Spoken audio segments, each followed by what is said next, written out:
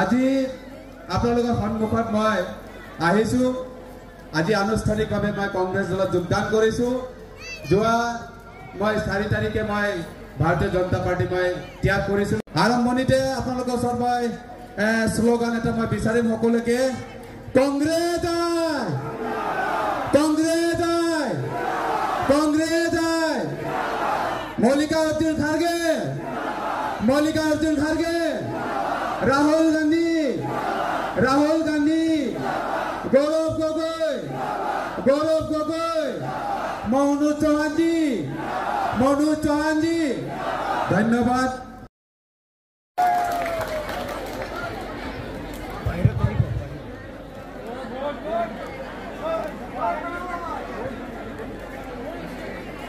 আজি ঢেকিয়াজুলি শহীদ নগৰী অসম কংগ্ৰেছ প্ৰদেশৰ মাননীয় সভাপতি আমাৰ আটাই মৰমৰ গৌৰৱ গগৈ ডাঙৰীয়া আমাৰ মাজত উপস্থিত আছে। আজিৰ এই দলীয় সাংগঠনিক সভাৰ সভাপতি কৰা আমাৰ সন্মানীয় কংগ্ৰেছ জিলা কমিটিৰ সন্মানীয় সভাপতি কাৰ্তিক কুৰ্মী ডাঙৰীয়া আৰু অন্যান্য ৰাজ্যিক কমিটিৰ বিষয়ববীয়াসকল, জিলা কংগ্ৰেছৰ বিষয়ববীয়াসকল, গ্ৰাম্য আৰু নগৰ মণ্ডলৰ ব্লকৰ সন্মানীয় কংগ্ৰেছ কৰ্মীসকল, বিষয়ববীয়াসকল আৰু মোৰ লগত আজি অহা মোৰ সন্মানীয় সতীৰ্থসকল আৰু আজি ইয়াত উপস্থিত থকা ঢেকিয়াজুলি গ্ৰাম্য নগৰ আৰু শোণিতপুৰ জিলাৰ বিভিন্ন ব্লকৰ পৰা অহা সন্মানীয় কংগ্ৰেছ কৰ্মীসকল সকলোলৈকে মোৰ নমস্কাৰ আৰু শ্ৰদ্ধা জনাইছোঁ। আৰম্ভণিতে আপোনালোকৰ ওচৰত মই শ্লোগান এটা মই বিচাৰিম সকলোকে, কংগ্ৰেছ আই, কংগ্ৰেছ আই, কংগ্ৰেছ আই, মল্লিকাৰ্জুন খাৰ্গে, মল্লিকাৰ্জুন খাৰ্গে, ৰাহুল গান্ধী, ৰাহুল গান্ধী, গৌৰৱ গগৈ, গৌৰৱ গগৈ, মনোজ চৌহানজী, মনোজ চৌহানজী, ধন্যবাদ। আজি আপোনালোকৰ সন্মুখত মই আহিছোঁ। আজি আনুষ্ঠানিকভাৱে মই কংগ্ৰেছ দলত যোগদান কৰিছোঁ। যোৱা মই 4 তাৰিখে মই ভাৰতীয় জনতা পাৰ্টি মই ত্যাগ কৰিছিলোঁ। মোৰ কাহিনী যদি আপোনালোকৰ সন্মুখত 2 মিনিট মই ৰাখিব বিচাৰিছোঁ। ঢেকিয়াজুলি সমষ্টিত বিজেপিৰ মই 2004 যেতিয়া মই জইন কৰিছিলোঁ, বিজেপিৰ অৱস্থা একেবাৰে নাছিল। মই যদি ক'ৰবাত গৈছিলোঁ, মই যদি ক'ৰবাত গাঁৱত গৈছিলোঁ, মানুহে মোক তেতিয়া ট্ৰল কৰিছিল, হাঁহিছিল যে সৰু ল'ৰাটো বিজেপি কৰিব আহিছে, একো কৰিব নোৱাৰে। মই ঘৰে ঘৰে ঘৰে ঘৰে গৈ গৈ বিজেপি কৰি দিলোঁ। কিন্তু দুৰ্ভাগ্য 2016 চনত বিজেপি পাৱাৰত আহিলে এনেকুৱা কিছুমান আখৰিক মানুহ আজি নেতৃত্ব লৈছে, যি আজি দলটো আপোনালোকে বিগত 10 বছৰৰ পৰা দেখিব। আজিৰ তাৰিখত তাৰ ফলস্বৰূপে দেখিছে বৰ্তমান এটা নেৰেটিভ চলি আছে, যিটো নেৰেটিভে আমাৰ ভাৰতবৰ্ষৰ অসমৰ ৰাইজে এইটো ত্যাগ কৰিছে। তাৰ উদাহৰণ আপোনালোকে আমাৰ গণশিল্পী ডাঙৰীয়া দি গৈছে যে সেই নেৰেটিভ আমাৰ মাজত নচলিব। আৰু এই নেৰেটিভৰ কাৰণে মই অসন্তুষ্ট হৈ মই যি মহাত্মা গান্ধীৰ যি আদৰ্শ, যি সমাজবাদীৰ যি আদৰ্শ, সেই আদৰ্শত মই অনুপ্ৰাণিত হৈ মই আজি কংগ্ৰেছ দলত মই আনুষ্ঠানিকভাৱে মই যোগদান হৈছোঁ। মই এটা দৃঢ় বিশ্বাস আছে যে গান্ধীৰ যি নীতি, যি সমাজবাদৰ যি নীতি আছে, ইয়াৰ দ্বাৰাহে আমি সমাজ শান্তিপ্ৰিয়ভাৱে আমি বসবাস কৰিম।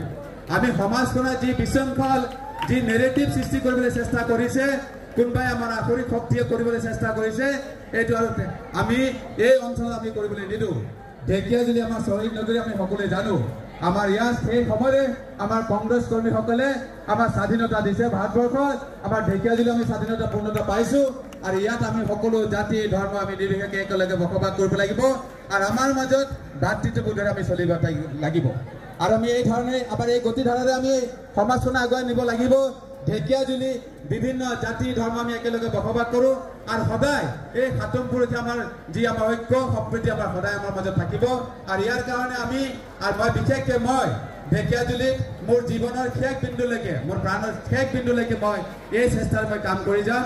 আৰু কংগ্ৰেছক মই আজি কথা দিছোঁ, মই জীৱনৰ শেষলৈকে মই কাম কৰি যাম বুলি মই প্ৰতিশ্ৰুতি আপোনালোকৰ সন্মুখত দিছোঁ।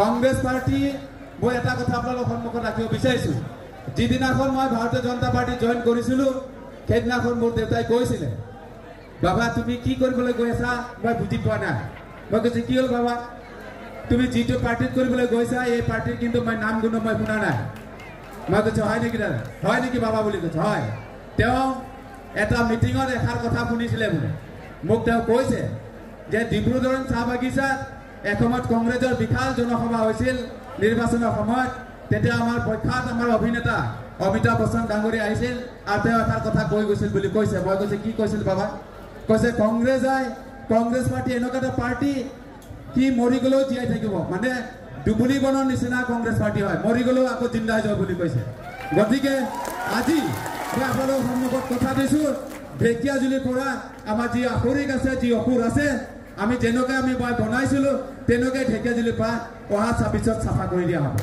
কংগ্ৰেছ পাৰ্টিৰ নেতৃত্বত ঢেকীয়াজুলিৰ পৰা আমি কংগ্ৰেছ পাৰ্টি আমি প্ৰতিনিধি পঠিয়াই দিম আৰু সমগ্ৰ অসমত মাননীয় গৌৰৱ গগৈ ডাঙৰীয়াৰ নেতৃত্বত সমগ্ৰ অসমত কংগ্ৰেছৰ নেতৃত্বত অহা 26ত চৰকাৰ হ'ব গতিকে মই আপোনালোকক অনুৰোধ জনাম যে এইকেইটা দিন আপোনালোকে যি আমাৰ হাতত 4-5টা মাহ সময় আছে আমি সদায় দিনটোৰ ভিতৰত 24 ঘণ্টাৰ ভিতৰত আপোনালোকে মাত্ৰ 1 ঘণ্টা সময় আপোনালোকে দিব পাৰ্টিৰ কাৰণে দিব সকলো কাম কৰি উঠি ঘৰৰ পৰিয়ালৰ সকলো কাম কৰি আপোনালোকে মাত্ৰ 1 ঘণ্টা সময় দিব বেছি দূৰ যাব নালাগে আপোনাৰ মাত্ৰ 10টা পৰা 15টা ঘৰলৈকে যাব ডেইলি যাব আৰু ডেইলি কথা পাতিব বৌ পুৰা মামি যি আছে আৰু ক'ব বিজেপি যি আমাৰ জনবিৰোধী যি মানে সিদ্ধান্ত আছে এই জনবিৰোধী সিদ্ধান্তবিলাক আমি ৰাইজৰ মাজত লৈ যাব লাগিব আমি সভা পাতিব নালাগে ঘৰে ঘৰে আমি যাম সকলো কাৰ্যকৰ্তাই আপোনালোকে আজি প্ৰতিশ্ৰুতিবদ্ধ হওক মাননীয় গৌৰৱ গগৈ ডাঙৰীয়া আছে আৰু কওক আৰু এই খবৰ আমি 2026 আমি দিবলৈ প্ৰস্তুত থাকিব গতিকে এই আহ্বান আপোনালোকৰ সন্মুখত ৰাখি